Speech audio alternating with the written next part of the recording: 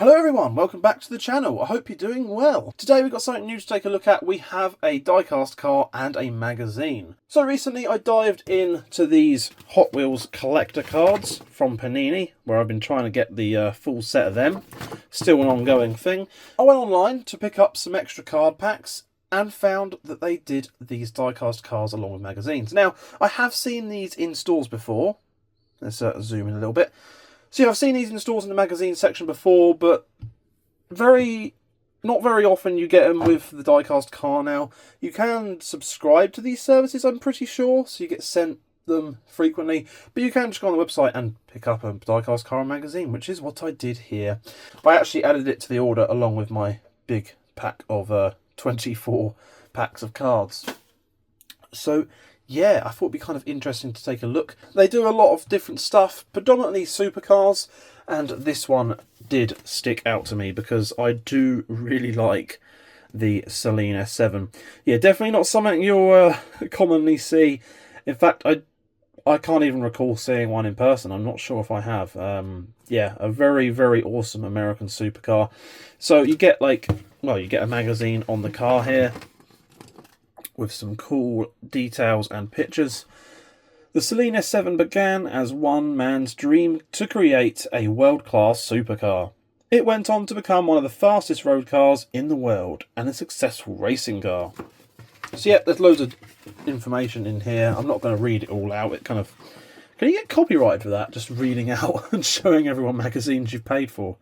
Probably. The Saleen S7 was the brainchild of Steve Saleen, an entrepreneur and former racing driver, who had made his name producing a high-performance version of the Ford Mustang. Far from being a hot rodder, Saleen saw his business as a low-volume car manufacturer, and his ultimate goal was to create a road-going supercar. And, well, he made something pretty awesome. So some more pictures of it there. The twin exhaust. There's two versions. There's a twin-turbo version, and I'm pretty sure a naturally aspirated version as well. This image here shows the NA version. It had less grille on the back. As you can see, there's the twin turbo version, so it's got a big meshed grille on the back there.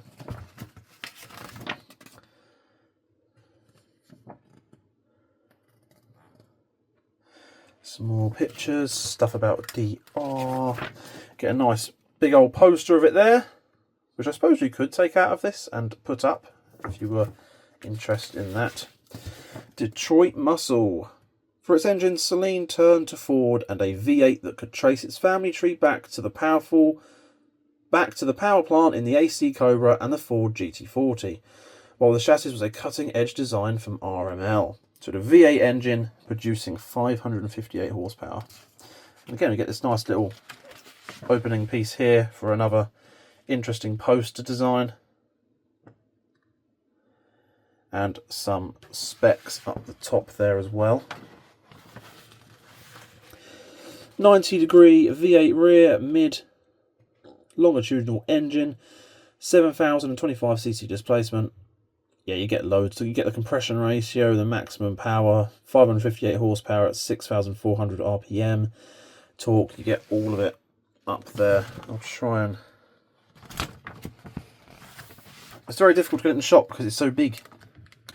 There's all the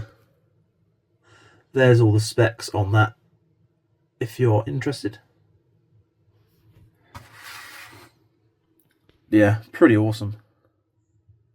The profile of Saleen S7 managed to be both brutal and elegant at the same time, with clear hints of the Le Mans prototype races from the 1980s and 1990s. So yeah, it's pretty cool. Lots of information, lots of things to read up on. I shall have to go through it and have a bit of a look. I did have a quick breeze through this, but yeah. Turbo to follow. At the launch of the S7 twin turbo, it was revealed that the initial concept for the S7 had always included the option of fitting a turbocharger system. However, at that stage, Saleen decided to go down the road of a naturally aspirated engine to reduce the complexity. For the initial model and broaden its appeal. And then it goes on into how the car got into racing. The modified versions as racing partnerships. Yeah, it's very cool. And there's some info on the back as well. World's Greatest Supercars in Miniature.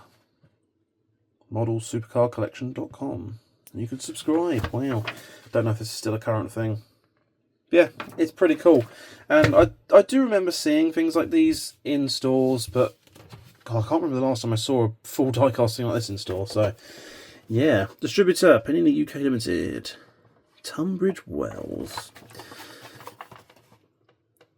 So yeah, we get this little diecast. We get this what was it? 143 scale model of the Saleen, which is very cool.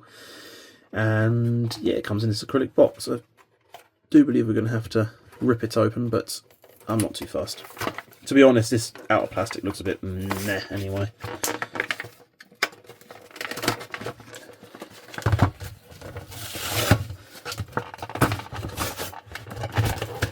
Wow, this is just being... Well, that decided to be annoying for no reason. Now that we've got that off, we can have a better look at the car. I've seen a lot of these, actually, in places. Could do a bit of a clean-up on this case. But, almost like a polish-up, actually. It's a bit kind of scuffed in places, but, oh well. I have seen a lot of these in places, a few people's houses or pubs or something like that, where they've got these all collected but still in the cardboard. Have I devalued it doing that? I don't know. Don't really care, to be honest, because it would be a shame not to get it out and show everyone it up and close. So it does look pretty good, actually. First things first, look, it has a screw so you can release it, but it's an anti-tamper screw. It's a triangular thing. Oh, didn't realise that. Will this set have a triangle? It should do. Pretty sure it does.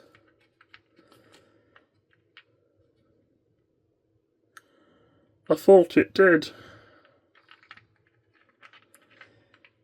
That might be it, although it looks a bit smaller.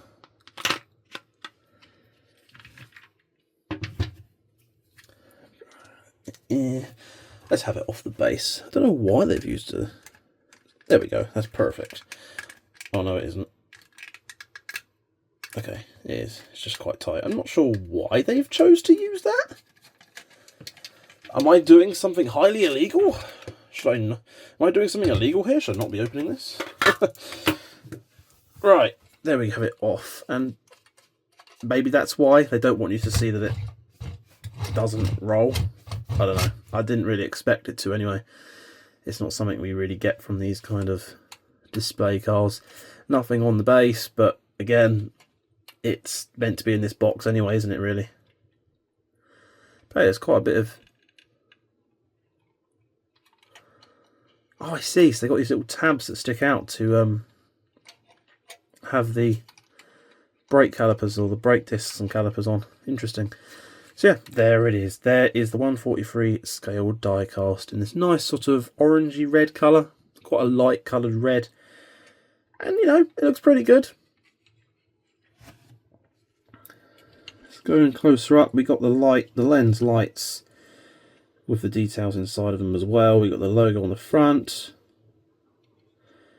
The grills as well. Some decent wheels with the brake discs as well, which is a nice touch. Nice beige interior, that looks really cool. Got the hood and roof scoop as well. Got the mirrors on there, which have been painted in as well. And then on the back there, again, really good. We've got the number plate saying S7 2001, Saleen, and look at the light details. It's even got chrome around the outsides of them as well. Love the rear light details, and again the spoiler is all metal die cast, which is really, really nice. Yeah, I just think these are a super cool, a super cool supercar.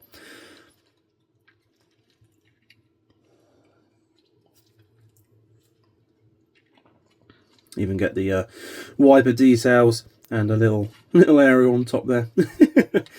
Yeah, I mean, just the side profile alone, such a cool looking car, and I love the back of them as well.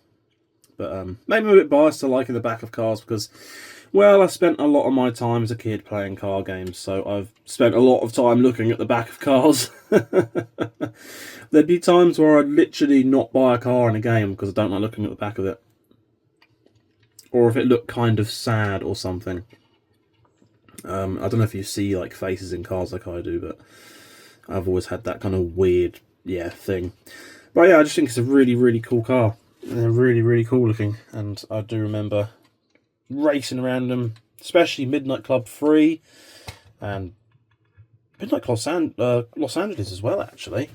And the Crew, before they ruined that and made it so you can't play it.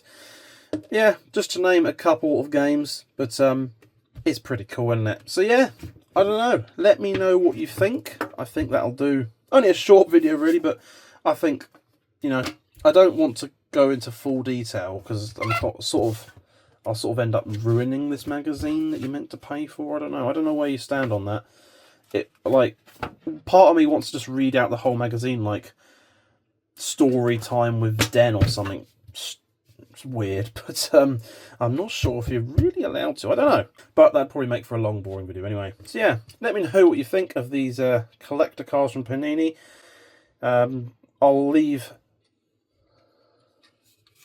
I'll probably put some images up of some of the other ones you can get on their website, but this is definitely by far my favourite of the lot. So there we have it. Let me know what you think of this. This will probably just be a one-off for me because I don't have so many 143 scale cars. I tend to just get the 164 scales because, well, I have more display areas for them. Introducing random bigger cars like this, like from the Fast and Furious series, the Panini series, they do give me this issue of I don't know where to display them. Perhaps at this point, I should probably look into making a display area for 143 scale because I do have a few now. But yeah, this is pretty cool. It's a nice addition to my collection. I'll probably go put it by my computer desk for now, along with a 143 scale Citroen BX I've got. Just, two cars I'm really into. Saleen S7, Citroen BX. It's kind of interesting, but yeah. Anyway, before I yap on and ramble on for forever and ever, do be sure to let me know what you think of this down in the comments below. Drop a like if you haven't done so already. Thanks for watching. I hope you're all doing well. Best of luck in your peg hunts, and I'll see you again, hopefully, in another video. That was not easy. I had to align that little bit of plastic in there at the same time because it doesn't actually, the screw doesn't go through it. It threads into that plastic as well as the car. And yeah, this probably isn't the perfect perfect bit for it. I do have a bigger set full of a load of other screws, but it doesn't have like a dedicated screwdriver for it. So yeah, I don't know why they've done that. It just seems pedantic, really. Anyway, there we go.